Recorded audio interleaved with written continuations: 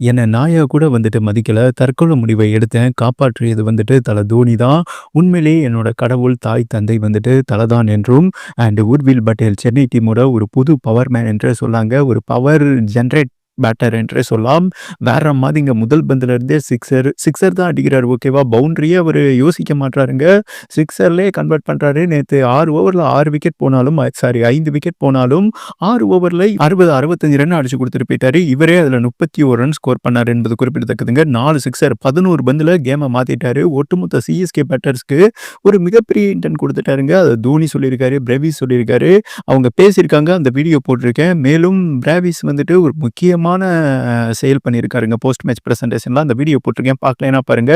ஒட்டுமொத்த இதயங்கள வந்துட்டு ஜெயிச்சிருக்காரு என்றே சொல்லலாம். தோனியே கூஸ் பம்ப் ஆயிருக்காரு ஓகேவா? ஓகே இந்த சூழல்ல உர்வில் பட்டேல் அதாவது சென்னையோட உயிர் மூச்சு என்றே சொல்லலாம். உயிர் நாடி என்றே சொல்லலாம். 2026 சீசன்.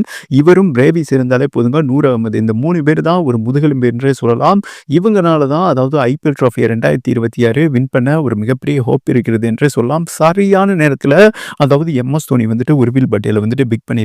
ஓகே அதாவது உர்வில் பட்டேல் எங்க இருந்தாருன்னா ஜிடி டீம்ல இருந்திருக்காரு. இது குறித்து உர்வில் பட்டேல் வந்துட்டு நேத்து மேட்ச் முடிஞ்ச பிறகு பேசினாருங்க. செம்ம பேட்டருங்க, பவர் ஹிட்டரு. ஆனா இவர் அரசியல் பண்ணி சாச்சிட்டாயின்னு வைங்களேன். வாய்ப்பே கொடுக்கலங்க உர்வில் பட்டேலுக்கு. நேத்து பாத்தீங்களா அவர் எப்பேற்பட்ட பேட்டர்னு.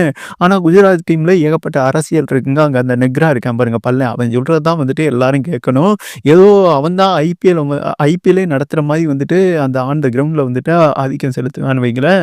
இந்த ஜிடிஎம்ஐ மேட்ச்லயே வந்துட்டு மிகப்பெரிய இல்லீகல் பண்ணியிருக்காங்க. அதாவது கிரவுண்ட்ல போயிட்டு எனக்கு இந்த மாதிரி இருக்கணும். ஆடுகளத்துல இங்க தண்ணி இருக்கு, அங்க தண்ணி இருக்கு. அதாவது எவ்வளவு நேரம் ஆனாலும் பரவாயில்ல. இவரையே அதாவது பிட்ச் ஊழியர்களையே போய் கடுமையா திட்டிருக்கேன். என்னடா பண்றீங்கன்னு.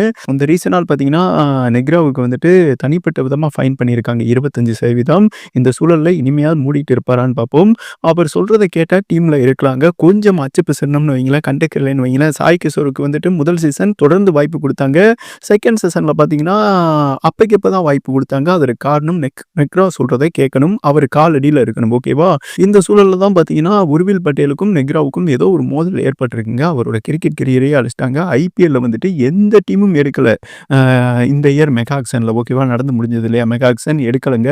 அவ்வளவுதான் நம்மளோட கிரிக்கெட் கெரியர் முடிஞ்சு. அதாவது தற்கொலை முடிவு எடுத்துக்கலாம். அந்த மாதிரி ஒரு சூழலுக்கு போயிருக்காருங்க. ஏன்னா ஐபிஎல் நம்பி தான் அவர் ஒரு ஹோப்ல இருந்தாரு. ஐபிஎல் காண்டி தான் இவர் வந்துட்டு பிராக்டிஸ் பண்ணி குழந்தையில இருந்தே வந்திருக்காருங்க. அதனால தான் முதல் பந்தே சிக்ஸர் அடிக்கிறாரு.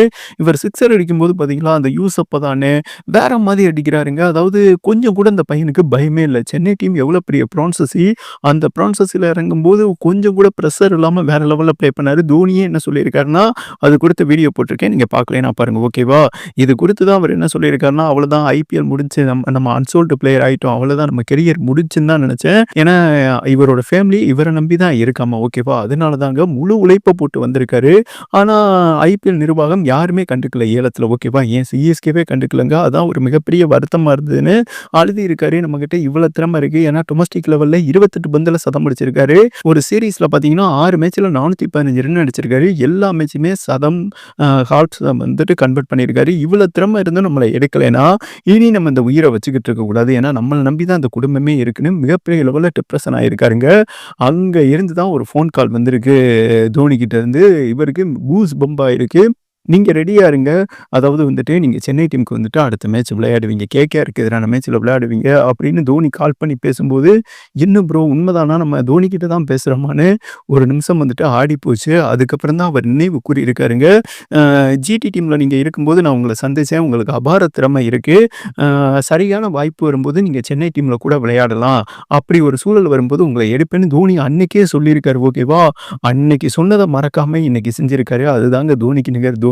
அதனால தான் மக்கள் மத்தியில் நீங்கா இடம் பிடித்துள்ளார் என்றும் வேற லெவல்ல வந்துட்டு தோனி குறித்து பேசியிருக்காருங்க. என்னோட அம்மா அப்பா எல்லாமே வந்துட்டு தோனி தான். ஏன்னா என் குடும்பம் ரொம்ப கிரிட்டிக்கல்ல இருக்கு, கடன்ல இருக்கு.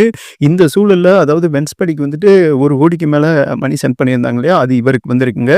அந்த பணத்தை கொடுத்து தான் இவர் வந்துட்டு கடன் அடைச்சிருக்காரு. மேலும் தோனி சிஎஸ்கே நிர்வாகம் வந்துட்டு இவருக்கு மிகப்பெரிய லெவல்ல ஹெல்ப் பண்றதா சொல்லியிருக்காங்களாமா. சென்னை டீமோட அடுத்த சுரேஷ் ரெய்னா என்றும் நம்ம எம்எஸ் தோனி வந்துட்டு இவர்கிட்ட ஒரு நம்பிக்கை கொடுத்திருக்காருங்க. பட் நான் செம்ம ஹாப்பியா இருக்கேன். என்னோட வாழ்நாள்ல வந்துட்டு இவ்வளவு மகிழ்ச்சியா இருந்ததே கிடையாது.